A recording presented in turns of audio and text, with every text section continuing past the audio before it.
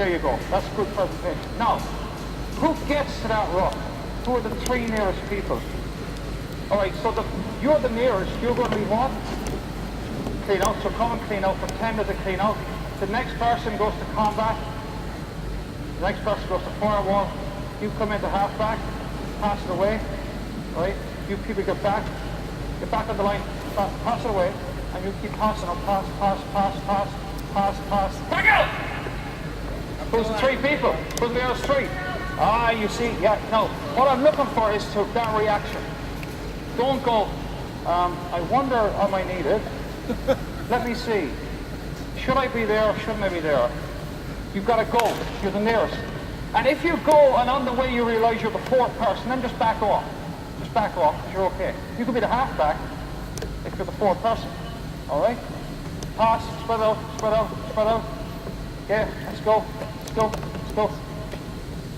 Back out!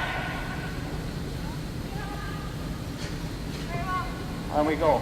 And I'd like more vocals on the rolls. Clean out, combat, firewall, boom, there we go. And then say, I'm half back, pass it away. You got it? So let's do this like for 30 seconds so you can get how it works. Spread out again, get your spacing, pass the ball any direction. Back out! All right, come in, move it away. Move it, pass, and shuffle again, get your spacing. Back out!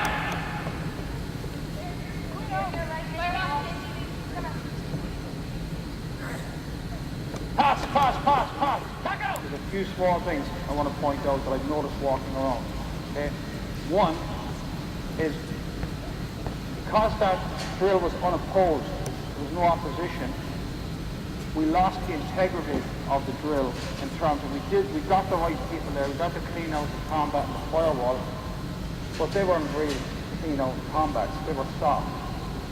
You know, if there had been opposition, you got pushed off that rock. When you're practicing, even though there's no opposition, you've got to bring the same intensity and integrity to the drill as if there was opposition. Because practice makes permanent. So if you keep practicing something the wrong way, you're going to get pretty good at doing it the wrong way. So you have to remember that integrity of the drill, because we're thinking about something else, like who gets there, doesn't mean we clock out or we go on a timeout when we get there. Still bring the integrity. The second thing is that I noticed was that, can I just have you come here and go to ground, present the ball at the line, present the ball, right, yeah, come right back. Now, you're fine. People are presenting the ball in different places. Some people presenting the ball out here. If that ball is out there, it's pretty much an open territory. It's very easy for someone to come in and poach it. You need to turn more and then get it right back in there. Let it go. That's much harder to get to for the opposition than sitting out here. So bring it right in and use your body as a shield on the ground. And try to do that. Okay? You can't lie on the ball, you can't put your foot in it, you can't put your hand in it. All that's illegal, but you can protect that space. It's only for a second until you're clean out in combat arrive, but that's crucial. And the next thing is, we say the clean outs happen, you got a combat there, go to combat. That's not where you want your combat. Your combat now is over the ball, which means we have another contest. Get past the ball. There's the firewall. Keep your combat. And they play strong. Keep the integrity of the rock. Stay strong. Okay? So the four things are, keep the integrity of what you're doing, even though there's no opposition. Present the ball back and protect it with your body. Get the combat in front of the ball. And when you lock on the firewall, stay strong, both of you. Because what happens is, against good teams, set up your ruck one more time, they get in here, the ball's won, and then they relax because they think it's over, and then somebody comes in when they're relaxed and pushes both of them off the ball, or back on top of the halfback, and it's a big pile-up. You don't want that to happen. If this is the ruck, as it has been all day, tackle player, and you've lost the ball, they've won the ball. How you defend around this rock is very important, and the positions you take up, and once you're in position, the job you do. Now if you can defend around the ruck here, you've taken away pretty much 1/3 of their attack immediately. And without too much adjustment, if you defend from the fly half position inwards, you take away 2/3 of their attack. And then we've only one other situation is when they move the ball wide. We can deal with that later. So the roles around the ruck are important. Basically it works with 3 people around the ruck. The person who stands here, this part of the ruck, nearest the ruck, is called a pillar. So you have 2 pillars, one each side, and then you have an A defender each side and a B defender. So you have pillar, A, B, both sides of the ruck. So you've got to get to those roles. Who fills those roles depends on when you arrive. It's like the ruck itself. When you clean out combat or firewall, it depends on when you arrive. So, let's get 9 people up here. Any 9. The attacking team have the ball and they attack. Alright? And the first 2 people are involved in the tackle. So the person going to make a tackle and the person trying to steal the ball. But they're unsuccessful. It doesn't matter. So the first 2 people go and just kneel behind the bag. 1, 2, kneel behind the bag. So they've made the tackle and tried to poach the ball, and they've been unsuccessful. Okay? That's all right. So, who's the next person at the ruck? All right? So the next person to arrive, who's first up? Come. The role you fill is what we call, because we're coming, is your pillar on the far side of the ruck. So your pillar here. The next person is pillar near side. Okay, Matt, there you go. Then we've got A far side. You can hurry on, yeah. A near side. See the marker? See the marker? There you go. All right. And then you've got B far side and B near side. And the last person is the cop. You come here. The cop stands at the back in case anything comes through here. And they can also... Now this is often the scrum half. I like the scrum half and cop as much as possible. But it doesn't have to be scrum half. So if you have 9 people coming, the tacklers and 7 others, you should be able to set up your defense in that order. So go back again. All right. And call your roll. Let's do that again. Call your roll. Okay? So you 2 are tackle. All right? So you go down on 1 knee. Down on 1 knee. Down on 2 knees. Sit down. Lie down at the back. Lie down. There you go. All right, you can all go together and call your roll as you get there. Ready? Go! Tackle! Tackle! Our pillars! And now we're set up. Just like that. We're set up. How long did that take? 2 seconds. Now, when the defense gets the ball and they go to launch, you're faced with a pretty good defense on both sides of the ruck, whether they go left or right. The problem is, if somebody misses an assignment, all right, let's say you go this side, well, excellent. Then we've got a space here. You might jump in and fill up, but we've got a space here. So we've got to get to our assignments, okay? And let's go back again. You fill your assignments as you arrive. So,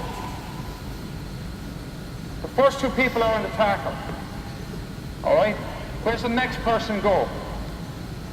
Tell me. Where's the 3rd person? Scream, somebody. Pillar. Pillar, far side. Then pillar. A far side, A near side, B far side, B near side. Okay? One more time. Clearer. Tackle! A far, A near, B far, B near. All right. It's a long day. It's been a long day. I get that. Okay. Let's see you do it. Right! Tackle! Tackle! Pillar far! Excellent. There you go. It's that simple. All right, coaches. Next 10 minutes, I want to see that happening all over the field house. Let's go.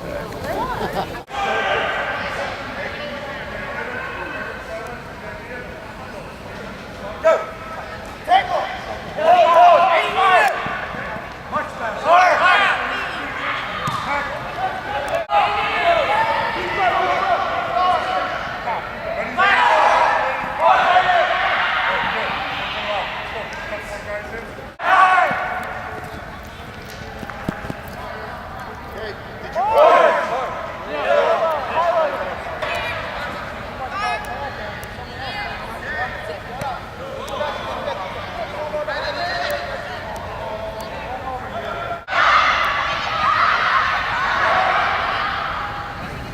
I'm going to show you what happens. You guys get up. If the team attacks this side, we're assuming with the same setup here. There's no point in those people standing there. So you now have your position, all right, your role, pillar A, B. Now, what is your assignment in that position? What you do in certain situations? Okay, pillar, always put your hand up, by the way, so everyone knows you're the pillar. If you stand here, you might be in the rock. People don't know. So put your hand up and show pillar. So pillar, put your hand up. This person is called pillar for the simple reason they don't move a lot. They rarely move. Pillars stay where they are. That's why we call them pillar. If the opposition attack, for example, just come up here. If the halfback picks up the ball and attacks here, you've got the halfback, you've got the next guy, and if he passes, you've got the next guy. That's simple, right? That's not difficult, is it? No? What if, and you see this, stand behind me here, is the halfback picks up the ball, runs across. No, don't do that because you get in trouble. All right? If you follow me, I want you to come under me. If you follow me, he's going to go in there. See that? So you're the pillar, so you don't move. So if there's any threat, stand behind me here. If I pick up and run across, you've got to take him. So if I look inside, you got him, you come to me, that's there. Got that? So, this time, I'm going to pass to you, you're going to pass inside to him. So I come here, I give him the ball, inside. So there are assignments. There's not much more they can do. There is, I haven't seen it before. All right? And I've seen a lot of stuff on here. So, you can pretty much lock down anything the attack with off the halfback, provided, to go through it again, the pillar is responsible for this channel here. The first person in this channel, you're responsible for the second person, and you're responsible for the third. So when we go back to our groups now, we're going to set this up. You're going to have a scrum half and two players. They're going to have a little powwow. We're going to say, that's why I'm on mic, I can mute the mic so they won't hear what we're doing.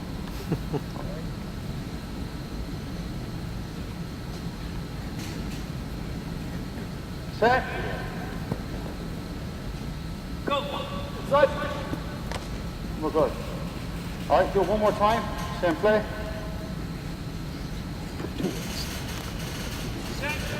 Side. Oh! What were you thinking? See what I mean?